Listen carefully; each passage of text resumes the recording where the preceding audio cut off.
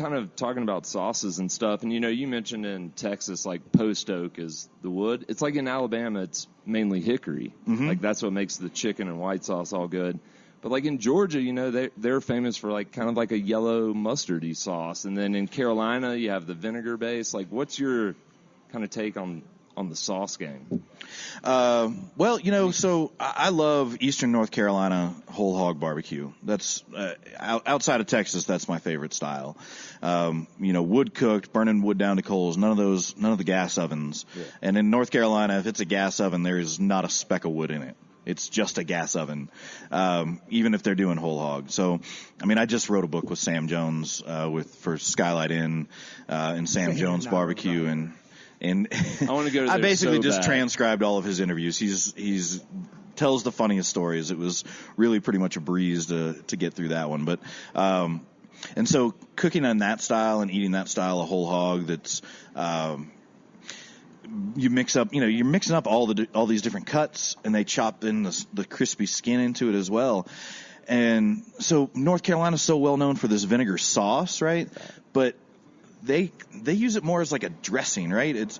There's vinegar sauce that gets poured onto the meat, but the amount of it is so minuscule that it just sort of heightens the flavor. It brightens it up a little bit. Right. There's nothing about it that tastes like, there's no vinegar punch. Like, it's a smoke punch. You get that crispy skin. You get the pork fat. Like, it's nothing about that vinegar sauce is overpowering. For me, the experience that I've had in North Carolina is if you have a really heavy vinegar taste on the meat, it's probably because they are cooking with gas, and it doesn't really have much of a flavor otherwise because it doesn't have any sort of wood-cooked flavor. So they have to compensate by adding a little bit more sauce or making their sauce a little more pungent. Yeah, I could eat that all day. Yeah, That sounds yeah. nice. Oh, my. Goodness We got a gracious. platter of barbecue here, folks. We do have a little bit of a. Oh, goodness gracious, that was fantastic. All right. Carl has joined us with a spread. So yeah, most of it's pretty obvious. That's pork tenderloin. I was told that I had to get the pork tenderloin. Seriously, somebody said you must get the pork tenderloin. I feel like the tenderloin and the belly are definitely the two things on the menu that have like their own little specific cult following. And you got is that some brisket burn ends down there as well? Brisket burn ends, Little pork belly. pork belly. Man, that sunshine, the sun just came out from behind the clouds, and those ribs are glistening right now. Paint a picture for our listeners at home. Dan. Well, you got, you can already see the pork belly. You got a full glistening surface. There's nothing dried out about the pork belly whatsoever. And you got this like beautiful fat and deep dark crust, but also, and most importantly, translucence in that fat. He's looking at it. Yes, in the sun, that's and he's nice. looking into the fat. So the brisket here, you got the burn ends back here. You're mostly just seeing the bark. Actually, all the bark on everything's pretty much the same color. Looks like the ribs get a little bit of glaze. There's a little bit of liquid on the ribs here. They're spare ribs, but they're not giant. And then we got the pork tenderloin here. I gotta take a bite. Oh, there's some coffee in that rub. Mm-hmm. Holds in that smoke flavor. More like grabs onto it. So, like it's kind of a rough rub on here, meaning it's got a lot of texture to it. So as the smoke passes over it, it's more readily going to hold on to that smoke flavor. The other thing that you can do to get your barbecue to be a little more smoky is to just spritz it with liquid. So any sort of moisture on the surface is going to grab onto smoke more than a dry surface. Awesome. This is fantastic. So, like, when you what do you look for, like, when you're looking for restaurants? Like, do you look to, like, online reviews to see that, like you'd mentioned, you've been referred Albert. Yeah, it's tough it's tough coming to a new city like Denver with so many options and trying to cull through, like, which ones are legit, which ones are worth the time, and which ones are, just, like you said, the sort of international house of barbecue places. Obviously, I've had Albert on the list for a long time. There was no sort of investigation required to come up with that one.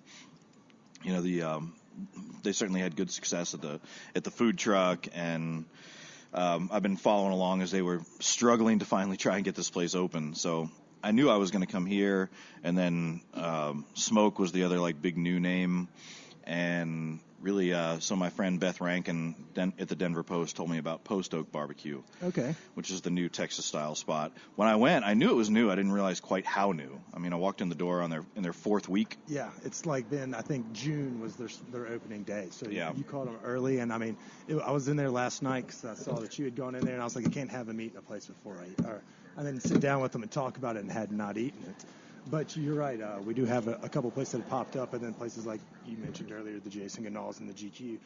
They have some good stuff going on out in the burbs. And our buddies at Rollin' Smoke are pretty good, too. Rollin' Smoke? Yeah, they're out. They're Centennial, and they're also at the Stanley Marketplace. So similar kind of concept as what Smoke is in at the source. The Stanley has something similar with Rolling Smoke, and they have a dank mac and cheese. It's a mac and cheese that you'll remember. It'll call home. So a dank mac and cheese. Yeah, we have a couple different adjectives we use to describe food, and now as the kids get here, of course, I can't use them all.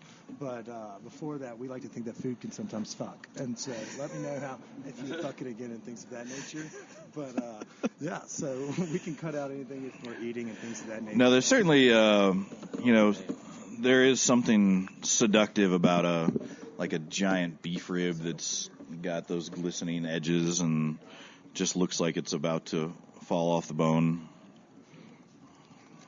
So this is my question for you now. Do you get to expense these things? Like, I mean, obviously, when you go on these trips. The wonderful thing about Texas Monthly is I could count on one hand the times over the past 6 years that my expense report has been questioned. Yeah. And usually it's just an addition mistake by me. They are so great about, like, whatever sort of barbecue you want to go out and explore and investigate, like, we'll cover it. That's awesome. So let's talk, I see Senator Cory Gardner, Colorado guy, he said Colorado barbecue. And we all wondered, he got ripped by Kyle Clark. Only a politician would say that, right? And so we were like, what the hell does that mean? Like, where can we make our bones? Will it be just kind of mimicking Texas style, or is there like, you mentioned that you were eating bison last night. Yeah, Roaming Buffalo. I mean, to me, what they're doing at Roaming Buffalo is like that feels like Denver style barbecue or Colorado style barbecue. And it's not so much what they're, the wood they're using or the smoker they're using, but the fact that they are, they're using bison. They're using, specifically and intentionally using Colorado lamb, on the menu as well. So there is some of that, there's some of those nods to Texas, like having smoked brisket on the menu, but, having those touches that really speak to something about Colorado on the menu is really cool to me. I like it. Because when he said that, I was like, they're not really known for anything. And, and while they are some delicious spots, they are not, like, unique to Colorado flavors or concepts. Yeah, and it's funny, like, when you were talking about you had that bite of brisket that was kind of life-changing. To me, like, I've never, and it's partly because I grew up in Alabama where brisket's not that popular. Hardly, it's mainly pulled pork. But, I mean, to me, like, I haven't had that bite of brisket yet. I don't know. I mean, I guess. Well, I'll give you the most obvious answer that I'm going to give you, and that's like, well, then come to Texas. I mean, where should I go to in Texas for my first Texas barbecue? Wow. Let's start with a city. Like, if we're going to rank the big three, Austin, Dallas. But it's a really tricky question because you would think that I'm going to tell you like the best place. Like but that sets you off on a bad trip right there, right? Like if you that dragon for the rest of your life. Exactly. Yes. No, you're absolutely right. Like that first bite at Louis Miller, like the high that I got from that bite, I will never have again. Right? Try here when it gets. And so you get and so yeah, it is like chasing that. And it's hard to like start at the top and then go try a bunch of other places that are like almost as good. Yeah. So you want to kind of start in the middle. Now I think just for like a place that you don't have to wait in some crazy line, that's newish and certainly has a lot of attention, but maybe not as much as they deserve, like outside of Texas, and also does some really unique stuff to Texas barbecues. Valentina's Tex-Mex Barbecue in Austin. And I say that because it's your one-stop shop for straight-up Central Texas-style barbecue and for Tex-Mex barbecue. So they make all their own tortillas. They make incredible tacos with those tortillas. They do barbacoa, which is smoked on the pit. They have smoked fajitas. The fajitas are like the sleeper of that menu. So I love fajitas at any Tex-Mex restaurant.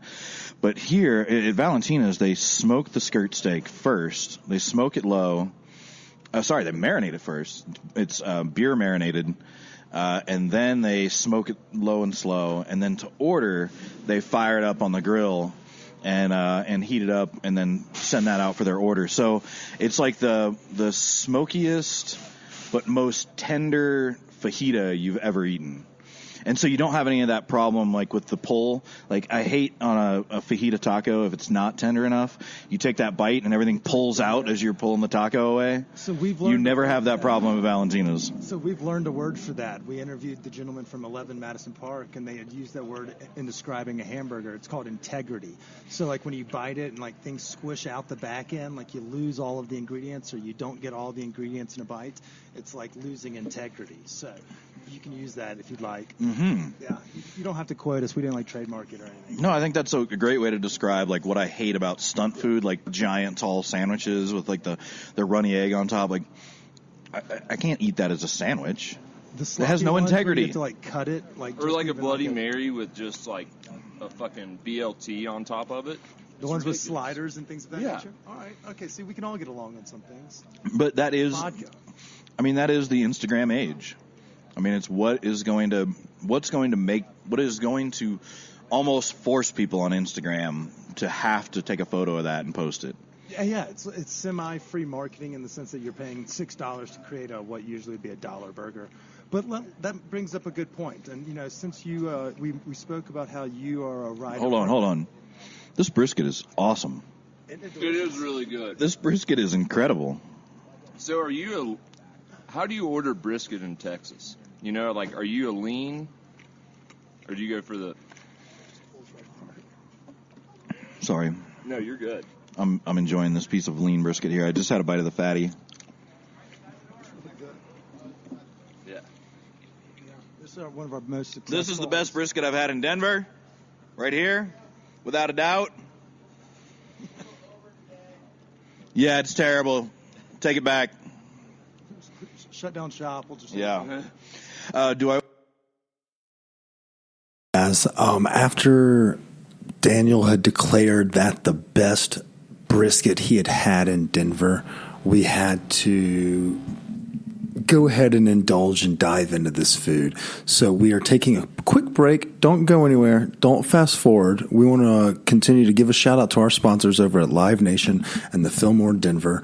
We want to thank Carl and the crew over at Owlbear Barbecue, 29th and Larimer, for not only giving us the spread, but also for hosting Daniel, Chris, and I for lunch. What we're going to do now is we're going to fast forward a little bit. We're going to catch Carl, who is the pit master at Owlbear. We want to give Carl a chance to kind of describe a little bit about the food. Obviously, with poor editing job by me, we probably will lose a little bit here and there. But without further ado, here is Carl from Owlbear joining Daniel, Vaughn, and myself and Chris for a little bit of food talk. The most amount of smoke flavor and hold on to a lot of the best stuff that you want. So anyways, once that dries out, that texture will start holding on to some of that smoke too. So the coffee grounds kind of are doing more of that on the belly. But yeah, a lot of those compounds are breaking down over that longer cook. Kind of like how if you put more diverse powdered rubs onto your brisket, a lot of those flavors are going to cook out. Like you can put chili powder on your brisket, and it's not going to taste like chili powder. We don't use a traditional Dalmatian black and white salt and pepper rub on our brisket. We add it has some coffee and some granulated garlic, granulated onion, and then celery seed. Celery seed, I felt like, was a breakthrough for us. Really? It adds. I mean, celery is just such an amazing ingredient. I mean, I don't mind eating it. It's not my favorite vegetable, but when you add it into